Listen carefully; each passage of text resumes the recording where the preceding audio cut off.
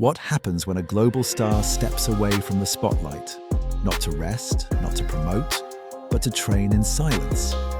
When Wang Yibo reappeared, many viewers paused and asked the same question. Is this the same person we thought we knew? Because this wasn't a new hairstyle or a rebranded image.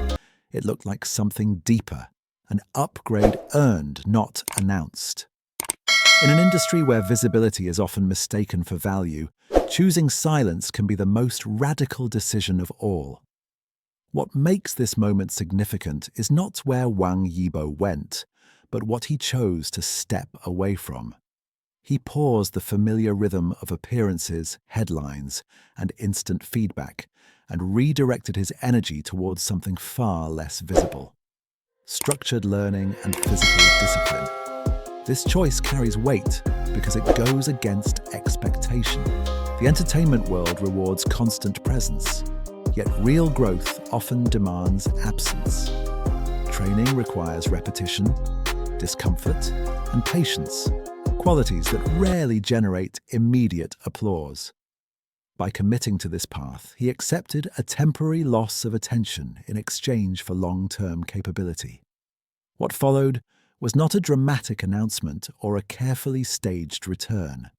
Instead, there was a subtle reappearance, marked by calm assurance rather than spectacle. That restraint became the first signal of change. It suggested a shift in priorities, from being seen to being prepared. This quiet decision reframed the narrative entirely. It reminded audiences that meaningful transformation rarely begins in public view. It begins when someone chooses effort over exposure and progress over reassurance. Some forms of progress demand explanation, others do not. The change that followed this period of training belonged to the second kind. It was visible not because it was exaggerated, but because it was functional.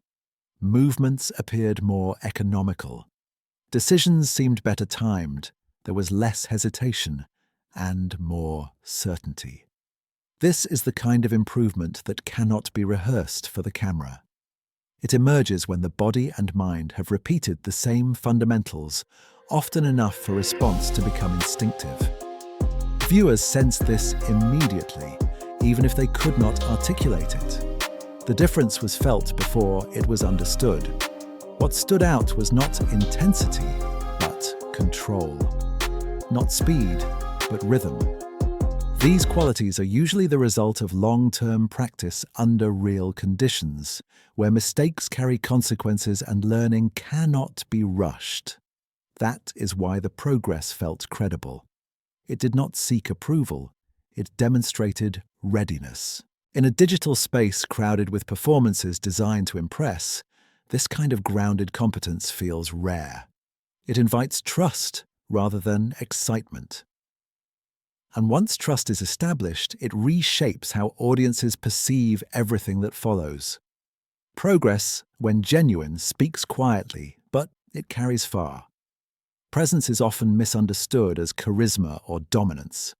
In reality, the most compelling presence is rooted in composure. What audiences noticed was not a louder personality, but a steadier one. There was a sense of grounding, as if attention was no longer divided between external validation and internal focus. This shift reflects a deeper transformation. When someone knows what they are capable of, they no longer rush to prove it. Movements become deliberate. Reactions become measured.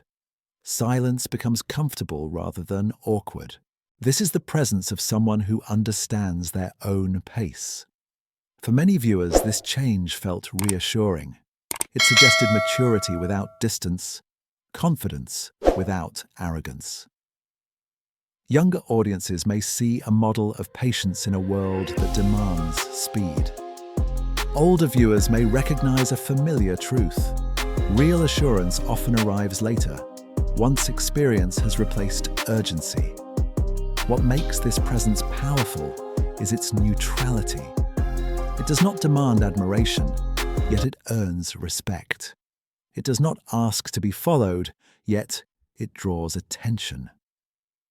In an environment built on constant performance, this quieter form of authority stands out precisely because it does not try to.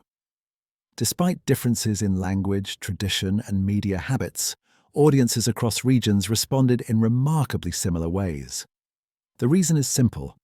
The core of this story is universal. Discipline, improvement, and earned competence transcend cultural boundaries. In societies that value craftsmanship, such as Japan and parts of Europe, the emphasis on process over display resonates deeply. In fast-paced environments like the United States or South Korea, the decision to step back and refine fundamentals feels both countercultural and admirable. Across age groups, the message remains accessible. Effort still matters. Crucially, this narrative does not rely on conflict, scandal, or personal intrusion. It respects boundaries. That restraint makes it suitable for international audiences who may differ in what they find entertaining, but largely agree on what they find respectable. The story travels well because it does not tell viewers how to feel. It allows them to observe, reflect, and draw conclusions at their own pace. In doing so, it creates space for identification rather than division. This is why it invites discussion without controversy and admiration without excess. Beneath the visible change lies a quieter message, one that extends beyond a single individual. It suggests that growth does not require reinvention. It requires reinforcement. Skills sharpen, focus narrows, identity stabilizes. The transformation is not about becoming someone else, but about becoming more precise. In a media landscape saturated with updates and reinventions, this approach feels almost radical. It prioritizes continuity over novelty. It treats time not as an obstacle, but as an ally.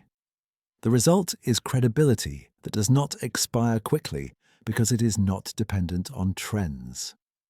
For audiences, this message carries unexpected comfort.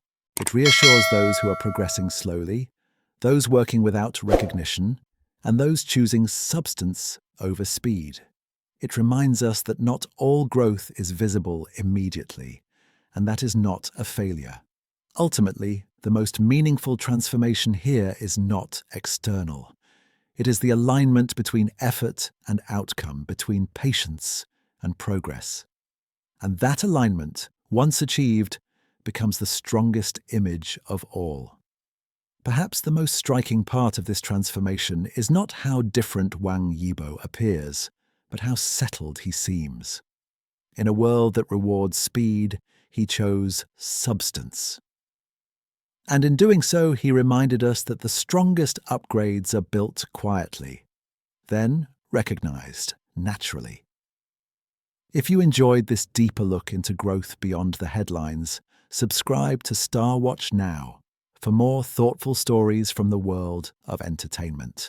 Thank you for watching, for sharing your time with us, and for supporting content that values progress, patience, and purpose.